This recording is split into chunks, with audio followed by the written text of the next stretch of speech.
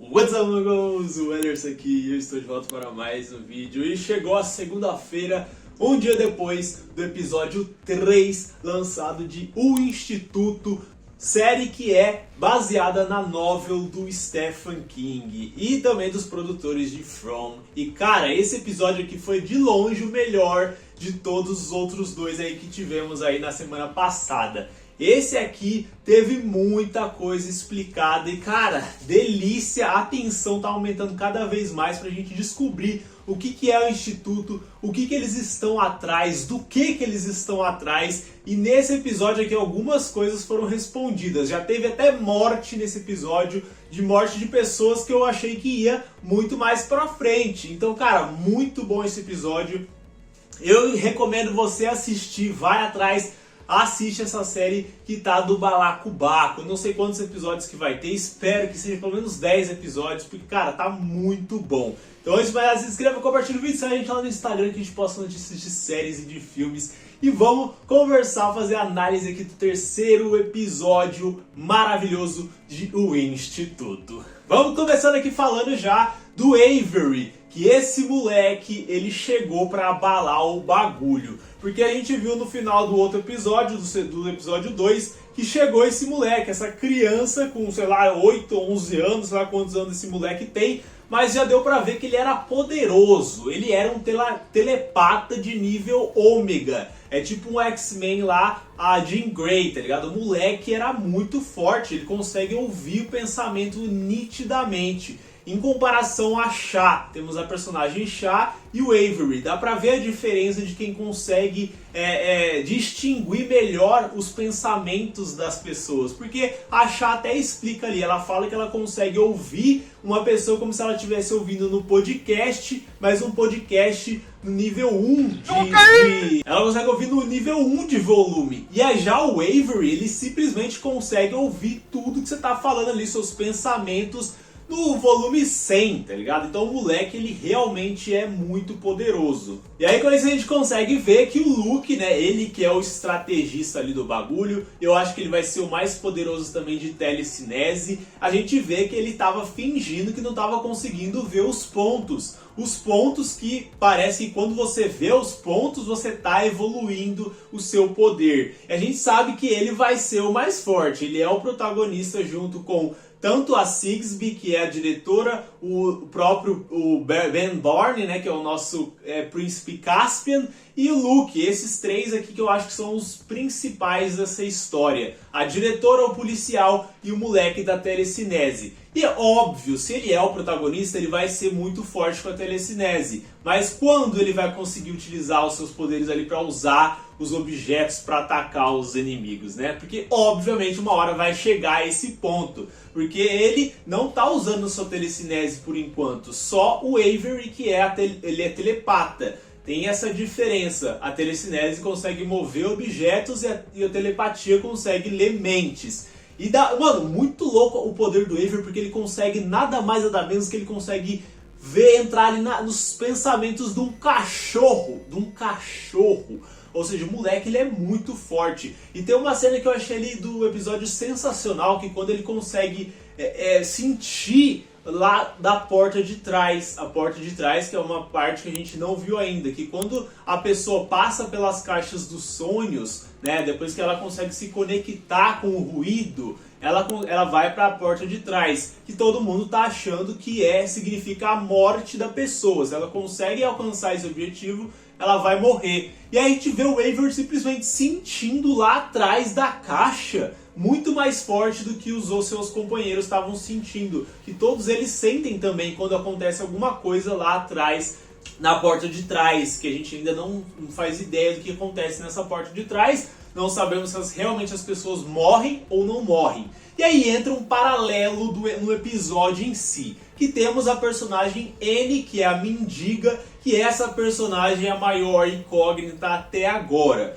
Que a gente tem a teoria que as pessoas vão realmente morrer se elas forem para a porta de trás. Mas só que tem a N. E a N, obviamente, ela é uma personagem que já esteve no instituto. Ela é uma telepata, né? Porque eu já tinha minhas teorias, porque nos primeiros 2 episódios ela tava sabendo que o Ben Barnes ali, que eu esqueci o nome do policial, ela sabia que ano que ele nasceu, sabia o que a mãe dele falou pra ele, ela sabia muitas coisas. Eu fiquei tipo, caralho, como que a mulher sabe essas coisas? Ela só tava falando teoria da conspiração e os caralho. E aí eu simplesmente pensei, porra, se a gente tá trabalhando aí com essa narrativa de que existe telepatia e telecinese, obviamente a velha é uma telepata.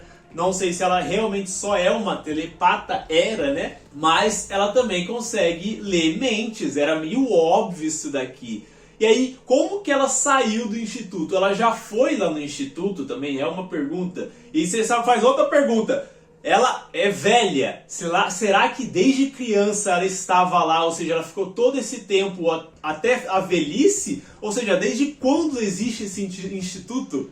Caraca, muitas perguntas. Eu achei muito sensacional esse episódio porque levantou muitas questões e também respondeu algumas outras. Porque, obviamente, a Annie, ela lê mentes dos caras, ou seja, ela tá falando coisas reais que estavam acontecendo ali. E uma parte do episódio que eu achei sensacional também, que ela falou, aquele avião vai cair. Um avião vai cair, os caras. Ou seja, ela vê o futuro também? Que é isso? Como assim? Ou ela viu o pensamento de alguém que ia mandar cair o avião, tá ligado? Mas quão longe vai essa telepatia da mulher, tá ligado? Nossa, mano, muito insano esse episódio que eles mostraram muito disso. Temos o policial também averiguando todos os negócios e uma coisa que obviamente também ia acontecer, que ele tem que entrar na trama do instituto. Ele não tá ali só por ser um policial que está fugindo, né, de ter o holofote. Ele tá ali porque ele vai ajudar as crianças, é óbvio. Isso aí é óbvio o plot desse personagem. E aí ele conversa muito com a Annie e aí ele finalmente fala da Rota 10, que é onde que ficam os experimentos, é onde que fica o instituto. E aí quando ela falou, eu falei, ele tá entrando pra história, finalmente. Ela falou, não vá até a Rota 10. O que ele vai fazer, obviamente, nos próximos episódios? Ele vai até a Rota 10. Porque, né, se ela mencionou isso e falou pra ele não ir, ele vai. Porque ele é um policial bom, ele é uma pessoa que quer ajudar as outras pessoas. E aí nisso aparece quem? Aparece a vagabunda da jornalista. A jornalista de dread ali, né, a Rachel, acho que é a Rachel o nome dela.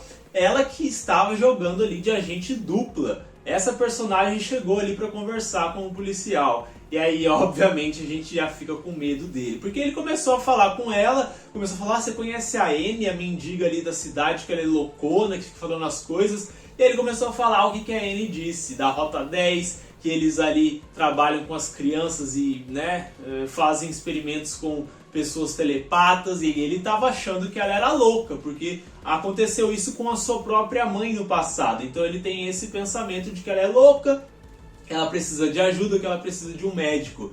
Mas, né, a gente sabe que não. E aí nisso ele vai lá e começa a falar isso para repórter, para jornalista, e o que ia acontecer? Obviamente, Annie down, Annie morta. Infelizmente, é uma personagem que eu tava gostando bastante, essa Annie, mas ela foi de base. E eu acredito, né, que o policial não é burro. O policial vai ter entendido. Ele contou pra única pessoa que ele contou foi a jornalista e o bartender que ele tava lá num bar junto com ela, né, indo beber o bagulho. Então, tipo, obviamente ele vai tentar ligar essa morte da Annie com a jornalista. Não é possível. Ele não vai ser tão burro de não ligar essas coisas, né? Eu espero, pelo menos. E aí tem isso. Temos o Luke e os amigos dele, a Shah e o Avery e o outro cara lá, eles tentando também achar uma saída do instituto. Ainda continuam nessa parada. Eles conversam com a Maureen, que é a mulher ali que limpa as coisas, e eles tentando trazer ela pro lado deles. E o Avery fala que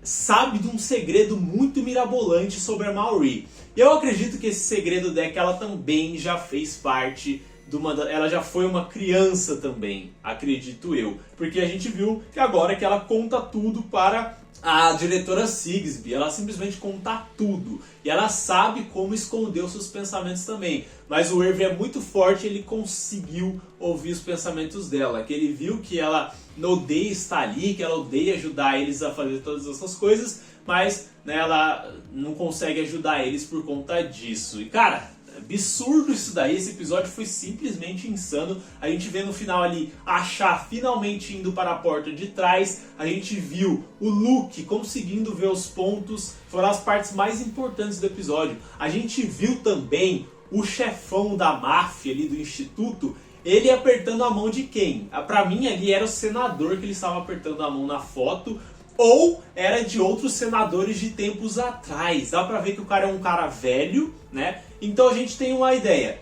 São pessoas que trabalham com o governo, né? Ou seja, obviamente o governo coloca muita porcaria por debaixo dos panos. As coisas não acontecem assim sem o governo saber, fi. E obviamente ele estava apertando a mão ali de um executivo, de um senador, de um presidente, de alguma coisa. Essas coisas acontecem há muito tempo, porque se ele apertou a mão de um coisa ali e matou o senador nesse episódio, com certeza eles trabalham isso há muito tempo. Temos a Annie como prova também. Então essas são as minhas teorias desse episódio aqui, porque, porra, não tem outro objetivo além dele estar fazendo isso aí há muito tempo. A Annie está viva. E qual que é o intuito? O que tem nessa porta de trás? O que tem lá? Por que vem aquele negócio, aquela fumaça preta? O que eles estão fazendo ali? Eles realmente matam as crianças?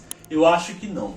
Essa parte eu acho que eu tenho certeza que eles devem matar as pessoas que são mais importantes, as que realmente têm poder. Eles devem usar essas crianças, e as que não têm poder eles realmente devem matar. Essa é a minha teoria por enquanto.